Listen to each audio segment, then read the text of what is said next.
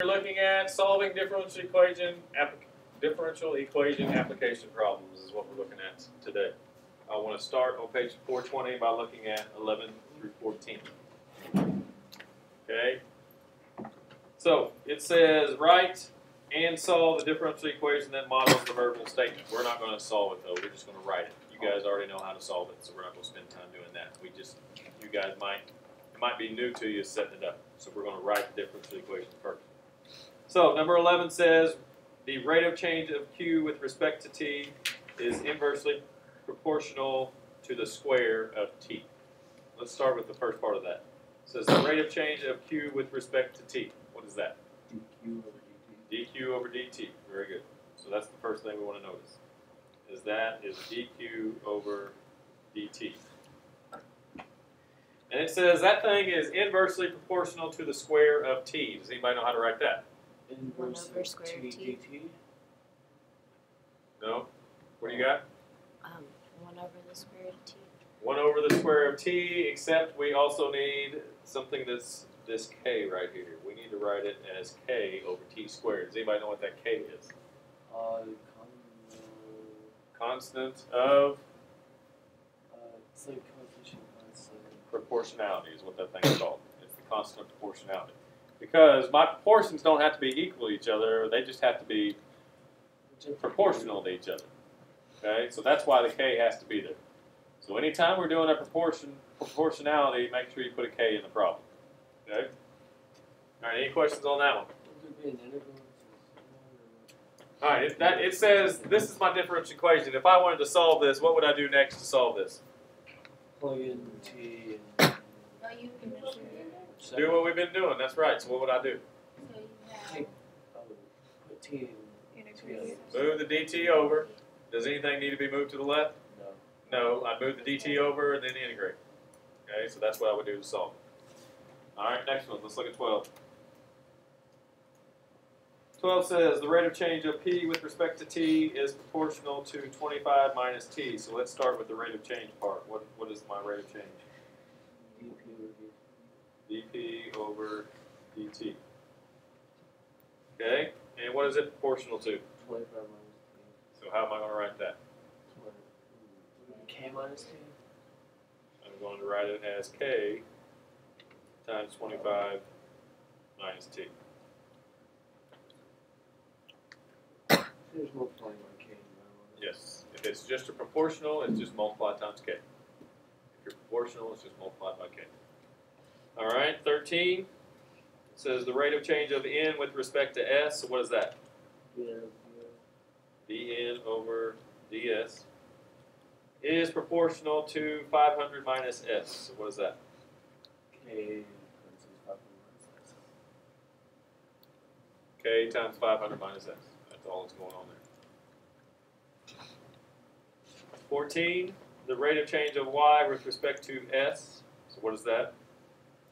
dy over dx. dy over dx varies jointly as x and L minus y. What does it mean jointly? Multiply is what it means. So I would have k times x times L minus y. Jointly means together. Jointly means multiply. Multiply, but together would be multiply. So on this last problem, what would I do to separate it? You'd have to divide by L minus y. Divide by L minus y, multiply by the dx, and then integrate. Okay? All right, let's jump over to 21. So with that, you don't need a plus your thing because the K is there. No, you also need a plus c. You'd integrate it, but You would still need a plus still c. be there. K represents the constant coefficient. C is still just going to be the constant. So K is a coefficient. C is just a constant that's being added or subtracted. All right, 21. These are worded slightly different.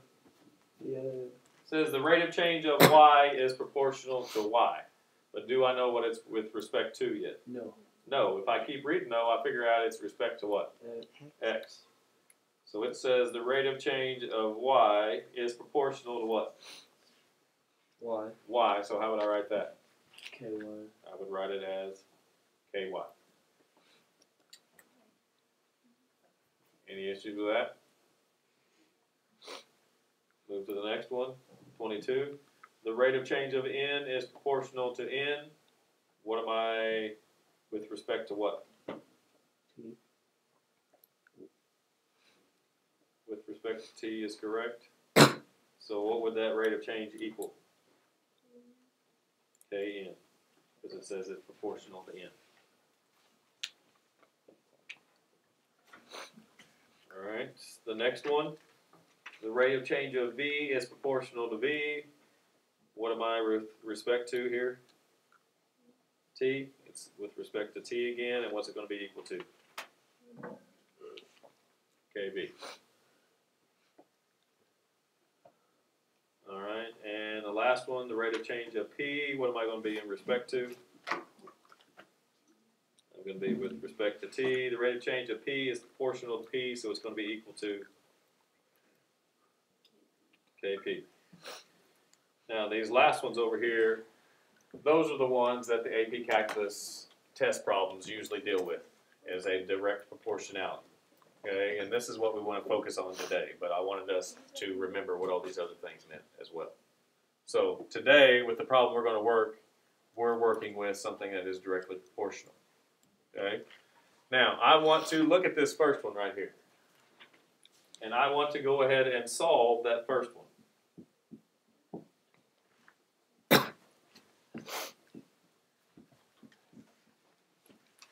And what do I mean by solving it again? You move y's to one side and then integrate. Alright, so that's what I'm going to do. So, when I separate my variables, what is it going to look like? dy over y equals 2dx. Okay. I like to write it as 1 over y, dy equals k dx. So that's what I'm going to get when I separate. Then we need to integrate. So what do I get when I integrate the left?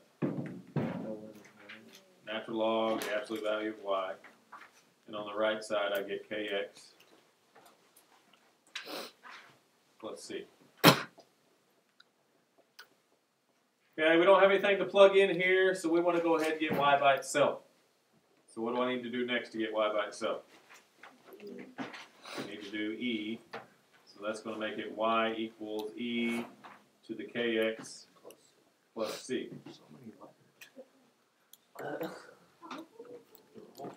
Now that actually simplifies to y equals c2 e to the kx.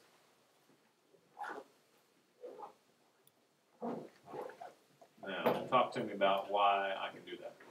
Because you just change your constant. And constant could be ln or something.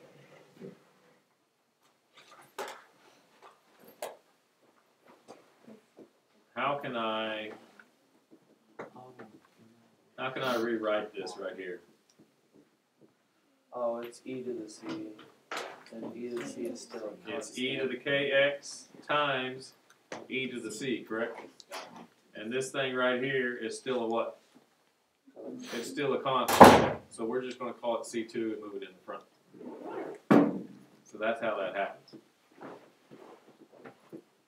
Now, we do this because all of these, or anytime I have a direct proportionality, all of these right here will end up with this.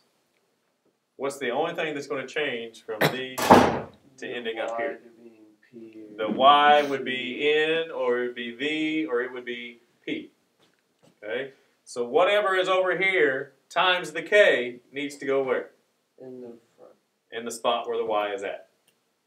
So when I'm dealing with a direct proportionality, I don't have to do all this right here in the middle. You just know it's c2v. I can go directly from my differential equation to that right there in one step. Okay? And that always works whenever you're dealing with direct proportionalities. And they want you to do that. They want you to go from here to there. They will not count off if you don't remember what it is and go ahead and solve the differential equation. You're just going to lose some time. So what we need to realize is when I have a direct proportionality, I want to write it like this, and then the next step is I want to write it like this. And that's what we're going to work on this problem. Okay? So that first example is what we want to do next.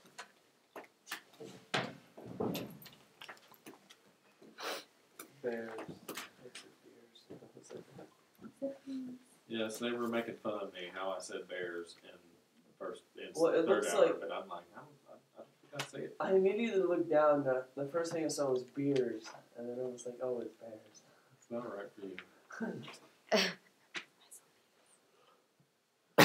All right, here we go. It says the rate of change in the number of bears, n of t. What is n of t? N of t is your function. It is my function. What does that function represent? N to the bears. What does that function represent? Wow. Why? N represents the number of bears. Yeah. So that function n of t is the number of bears. Okay. So it says the rate of change of n is directly proportional to 1200 minus n of t. So I can stop right there and write something down. What is it I can write down? N of dt. dn over dt equals what? K times 1200 minus n. Now you don't need to write that n of t here. Oh. Okay? You can go ahead and write n. You don't need to write the n of t. What's the only reason why they showed that t?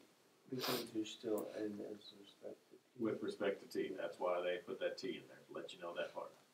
So now that I have that written down, I can then write what down? The N equals Nope. It's not going to be n. T. It's not going to be t. K. What did you say, Jairus? T. 1200 minus n to the dn equals k to the dt. No, it's just 1200 minus n. Remember, we said whatever is over here being multiplied by the k, it's what's going to go in place of the y. Equals C2 Equals, and I don't need to write C2. I can just write C e to the kt. So this right side is always going to be CE to the kt. The left side is always going to be whatever is being multiplied times k. Sort of the T. Proportionized. Whatever my proportionality is. So there's the first part. Okay? Now you're going to have to bear with me because this type of problem takes a little bit of time to get through. Get a bear with me. There we go. Thank you. Thank you for pointing that out. Alright, so it says when t equals 0, the population is 300. What do I need to do with that? N of 0 equals 300. N of 0 equals 300, so what am I going to do with that? You can write it down. I'm not going to write that down. What? I'm going to plug it in. What am I going to plug in for what? Your N of T is 300 for n and 0 for t. you just have C So that means I just have 900 equals C. equals c. So that first part usually allows you to figure out what c is. You can put C back. Now, once I figure out what c is, we go ahead and plug that back in. So I'm going to have 1200 minus n equals 900 e to the kt. Then they give me some more information. They say n of 4 is 600. So what do I do with that? You can plug 4 in for T. Plug 4 in for t and 600 for N. 600 in for n.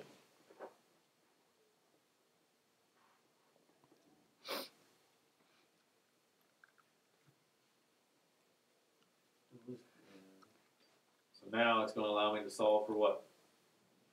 K. K. Value. So 1200 minus 600 is 600. 600. 600 divided by 900 is 2/3. 2/3. So I've got 2/3 equals e to the 4k. What needs to happen next? Now you have ln both sides. ln of both sides. 4K equals ln. So that means k is going to equal 1/4 ln of 2/3. And this is where your calculator needs to come into play.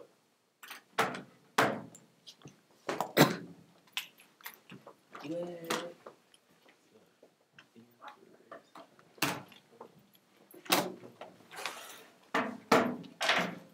Alright.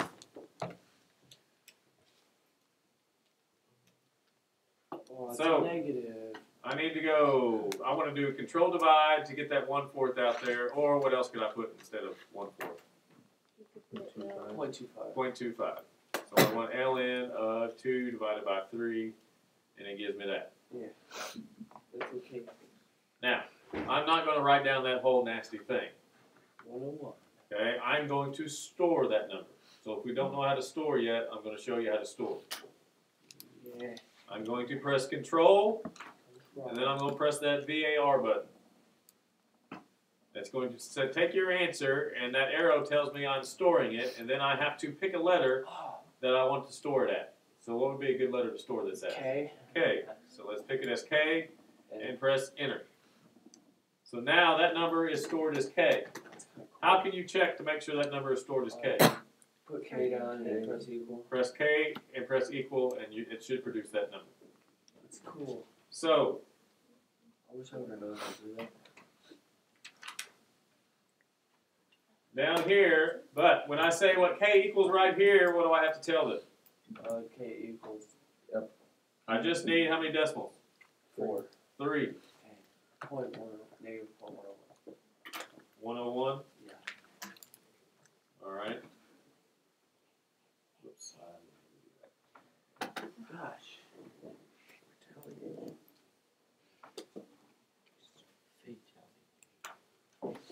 So we now have Okay.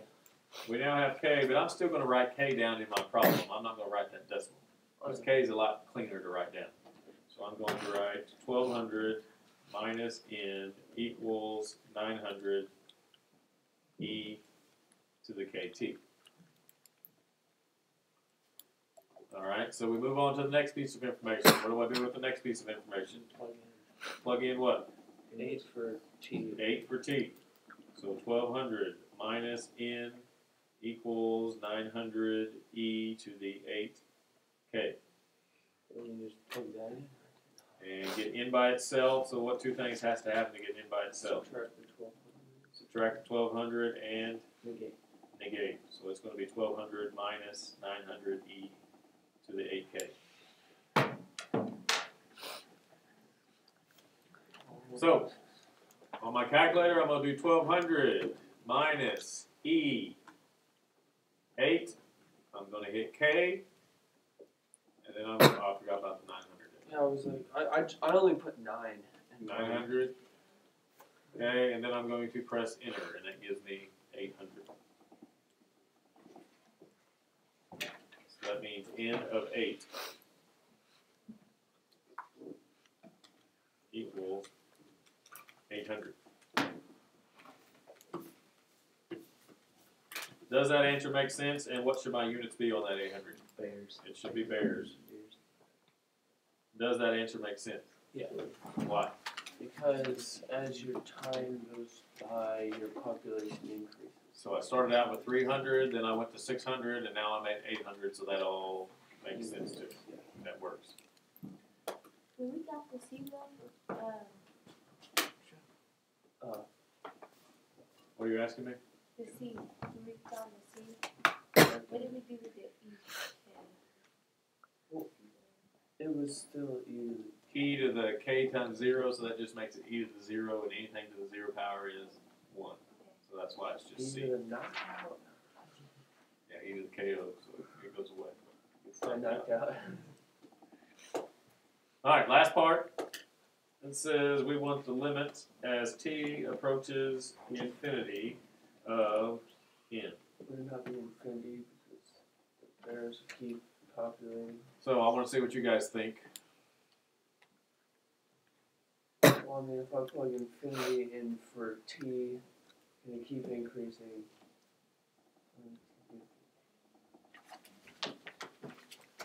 Infinity is not correct. Is it like in or 1200? Yeah, It's 1200. that's what I was trying to say. Oh, because it's 1200 minus, you can't have negative bears. Okay, but that's not what I want you guys to think about. Okay, if I go back right here, here's the function we end up with if we're dealing with n. What's the number one rule in finding a limit? Uh, Plug in. So we're gonna plug in infinity. So I plug in infinity into this t. What do we know about k? It's negative. So that means when I plug in infinity, this turns into a negative infinity. What do I do with the negative that's in an exponent? Move it down. Move it to the bottom. So that means this right here is 1 over e to some large number. And 1 over e to some large number is very close to what? 0. Which means this turns into 0, and that's where the 1200 comes from. Because if I have 1 over, or if I have a fraction, and the bottom of that fraction is getting bigger and bigger and bigger and bigger, where is it headed?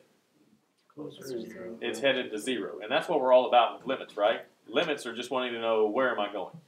Okay? So if I've got a fraction, and the denominator is getting bigger and bigger and bigger, I know that that fraction is headed to 0. So I can go ahead and assume this is 0. If that's 0, this is 0, which means my limit is 1200. So that's the calculus way to think about it. So let's recap what we did to this. What did we do to begin with?